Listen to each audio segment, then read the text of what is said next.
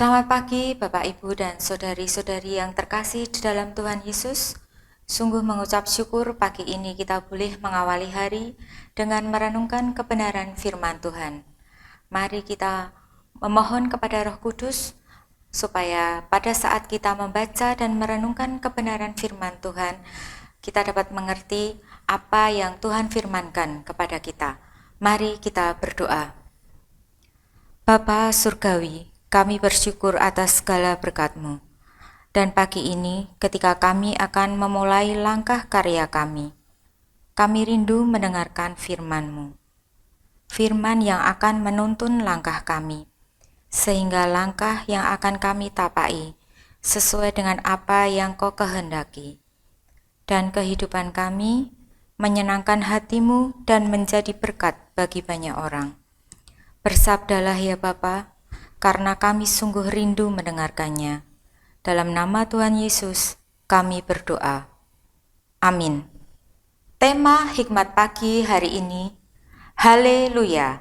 Bacaan diambil dari Mazmur 112 ayat 1 sampai 2 yang berbunyi, Haleluya.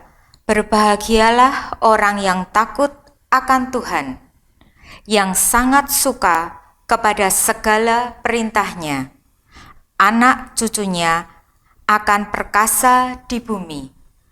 Angkatan orang benar akan diberkati. Demikianlah firman Tuhan. Syukur kepada Allah. Ibu Bapak jemaat yang dikasihi Tuhan Yesus Kristus, David McCasland pernah menceritakan tentang seorang penulis bernama C.W. Metcalf demikian. Penulis C.W. Metcalf tengah menjadi sukarelawan rumah sakit darurat ketika ia bertemu seorang anak remaja bernama Chuck, usia 13 tahun, yang sedang sekarat. Suatu hari Chuck memberikan kepadanya setengah lusin kertas yang ditulis bolak-balik sambil berkata, "Saya ingin Anda memberikannya kepada ibu dan ayah saya setelah saya meninggal. Ini adalah daftar kegembiraan yang pernah kami alami bersama, masa-masa yang penuh canda tawa."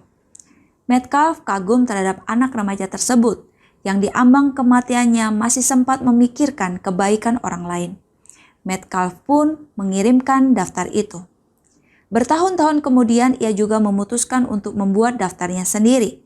Yang mengejutkannya, mulanya ia merasa kesulitan dalam menyusun daftar sukacitanya. Namun ketika ia mulai memperhatikan momen-momen penuh canda tawa, kepuasan, dan sukacita dalam kesehariannya, daftarnya mulai bertambah.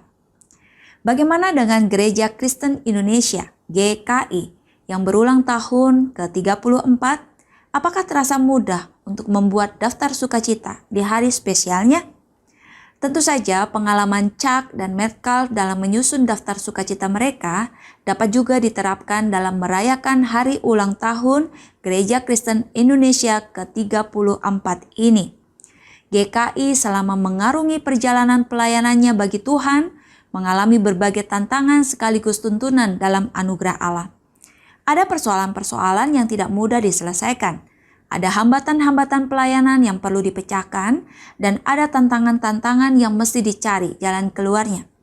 Namun, jika mengarahkan kepada momen-momen penuh kebaikan Tuhan, keberhasilan yang dicapai, dan kesukacitaan dalam berderap bersama sebagai sinode GKI, tentu membuat daftar sukacita tidak menjadi sulit.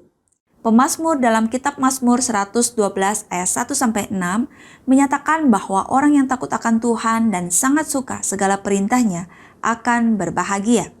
Orang yang berbahagia di dalam Tuhan akan memiliki anak cucu yang perkasa dan angkatannya diberkati.